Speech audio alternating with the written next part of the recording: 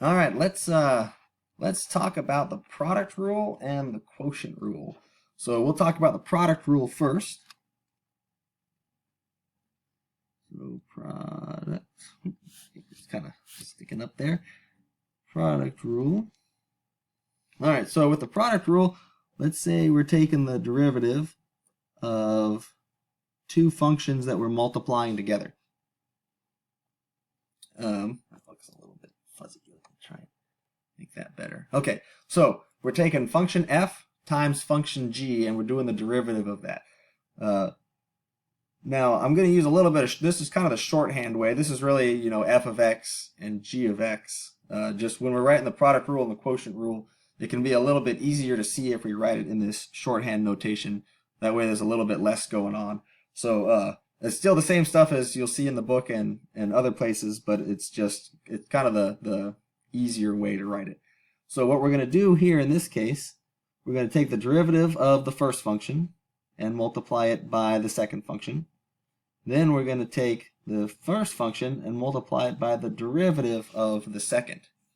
So if you think about it, this is a rate of change, really, anytime that we talk about a derivative. So all you're doing is you're taking the rate of change of the first function times the other function, and then you're taking the rate of change of the second function. And so you have the rate of change of both functions in here, right? So when you add these together, it's going to do the rate of change of the entire thing. So the nice thing with the product rule is you don't really necessarily need, it's not limited to just two functions. Let's say you had a third function in there. Well, it's still the same idea. You're going to take the rate of change of each of these ones individually. So you're going to take the f prime times gh, then you're going to add f g prime of h, and then you're going to add f g h prime. So just again for review, that's just the way that you write the derivative, sort of shorthand. So it makes it a little bit simpler to see. But that's the idea of the product rule. And you could have 10,000 of these multiplied together if you wanted, and it would still be the same process. So let's take a look at a real quick example here. Let's say, how about you want the derivative of x squared plus x times the square root of x. Now, one thing I will say before you get going, sometimes it can be helpful, like if you have, let's say, two binomials, or really like maybe you had x squared plus x and then you had maybe x plus 3 or something. A lot of times it can be simpler to take the derivative of just a high order polynomial than it can be to take to do the product rule. So make your life as easy as you can. Sometimes a little bit of simplification at the beginning of it can make things a lot easier for you in the long run. But either way, in this case, let's take a look at this one. All right, so we're going to take the derivative of the first function. So that's going to be 2x plus 1. 2 comes out front, 2, and then this goes to x to the first. And then the derivative of x is just 1. And then this one stays the same. Then we're going to add it to just the first function as it was, x squared plus x, right there. And then we're going to take the derivative of the square root of x. So real fast, let's say this is scratch paper, so you don't necessarily have to write this down, but just to show you, if you're taking the derivative of the square root of x, well, really the square root of x, another way to write this is x to the 1/2, right? So the same rules apply. We're going to multiply the exponent to whatever's in front. So in this case, it's just 1. So 1/2 times 1 is just a half. X stays the same, and we're just going to subtract 1 from 1/2. So 1/2 minus 1, that's negative a half. So the derivative of the square root of x is going to be 1 over 2 square root of x, because that 1/2 brings it down below in the denominator. So coming here, I'm going to do 1 over 2 square root of x. All right, so with the product rule, a lot of times the hardest thing to do is sort of the algebra afterwards to make it simpler. Because you don't really want to leave it like this. You want to try and combine things to make it in the simplest form as possible. And here's where it can be easier oftentimes just to simplify it at the beginning before taking the derivative. Yeah, so let's take a look at this. So what are we going to do? How about the first thing? Let's make this as a fraction, and we got to make the denominators the same. So the first one we won't really do much to. We've got 2x plus 1 times the square root of x, and then we're going to add x squared plus x, and then divided by 2 square root of x. This would be over 1, right? So this would come up to the top. Okay, so now I'm going to have to make these two denominators the same so I can combine them into one term. So that means over here, I'm going to multiply it by 2 square root of x over 2 square root of x. All right, so let's see. Well, this kind of works out nice. I can get rid of that square root of x, I guess. So that's just going to become 2 square root of x times the square root of x is just 2x times 2x plus 1. That's all over 2 square root of x plus, and then the second one, let's not do anything to right now. All right, so let's go ahead and distribute this and then make this all one fraction.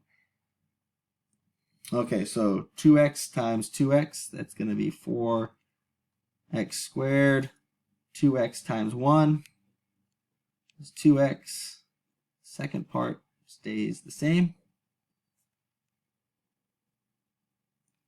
And then all over that. Okay, so let's see what we got. 4x squared plus x squared. That's going to give us 5x squared. 2x plus x. That's going to give us 3x.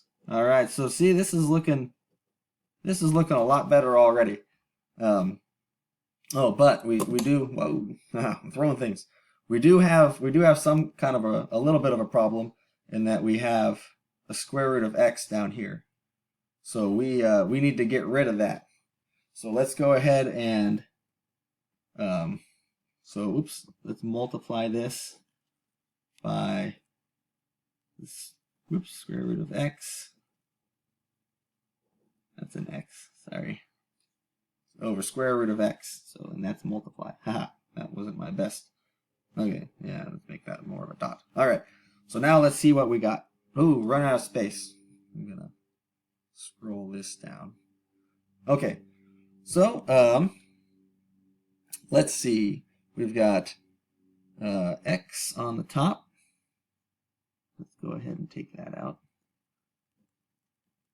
5x plus 3 times square root of x all over 2x. All right. And the reason, I probably should have explained that. The reason why I took this x out is because I just sort of saw that this times this is going to give us that x. And lo and behold, that's going to allow us to just cross that out. So that's going to leave us with, I guess if you wanted to maybe write this 1/2 times the square root of x times 5x plus 3. All right, voila. So there you have it. You see, it takes a little bit of simplifying and can kind of be a pain. Now, one thing I would like to show you, just one quick tool. Now, this is a tool that you don't want to get too used to using it as far as like your only thing, because it can turn into a crutch real fast. But let's say you did all this work and you're like, well, how do I know if I got it right? You can use one of the programs that I really like, that I think is just kind of nifty, is Wolfram Alpha. So I've got it up here. It's just www.wolframalpha.com, and it's just a really cool kind of math. It's like kind of Google for math, but it does math. So like let's say in this case, let's do our function. So the derivative of x squared plus x times s cubed, I believe that is how you do the square root. All right, so you just kind of type in, you know, integral of this, derivative of this. And for calculus, this can be a really, really helpful tool. So let's go ahead and push enter. And it'll go computing. And voila. So 1/2 square root of x, 5x plus 3. So we know that we get it right. A lot of times too, though, like it'll, you know, it won't look exactly, at least with my experience, it won't look like exactly like this. You know, let's say it left it as a function or, you know, kind of whatever. You know, so usually it won't be like an exact, oh, that's a definite match. But, you know, you can just use it as kind of as a way to check yourself. And, you know, you might have to do a little bit of math to make sure that they are exactly the same thing. But in this case, it looked like it worked out pretty good. 1/2 square root of x times 5x plus 3. So, all right. So that's kind of neat. Glad that worked out. Okay, real fast, let's go over the quotient rule. I'll give us a fresh sheet of paper here. All right, so let's scroll back up and get that there. All right.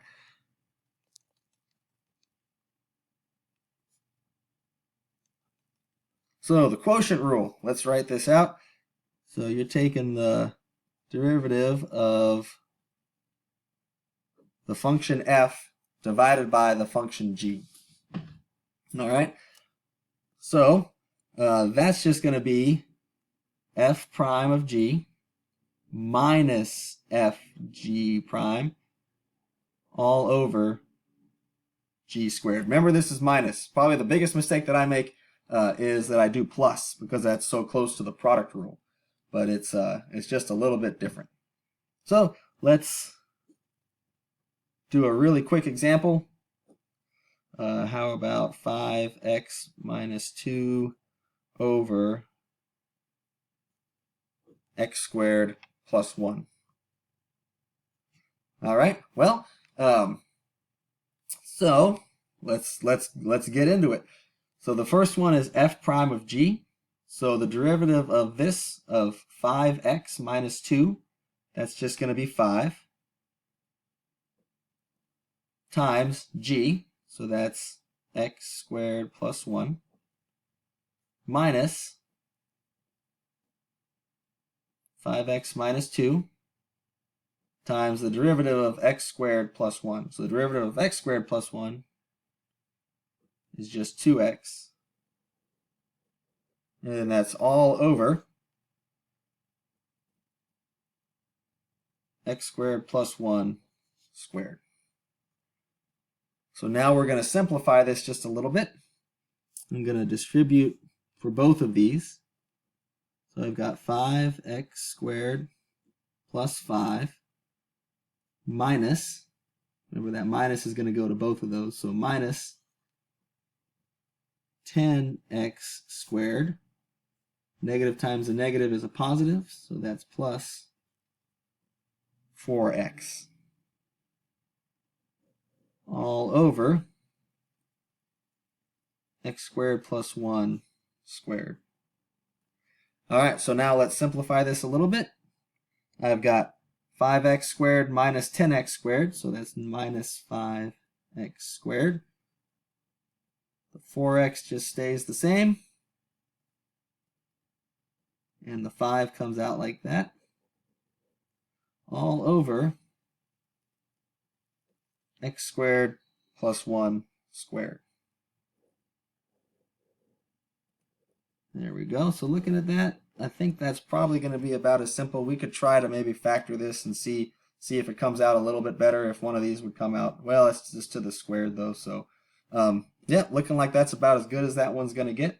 So that's kind of a pretty straightforward example of the quotient rule. Again, this typically there's a lot of simplifying that goes on, but this is just sort of a good quick example to get us started.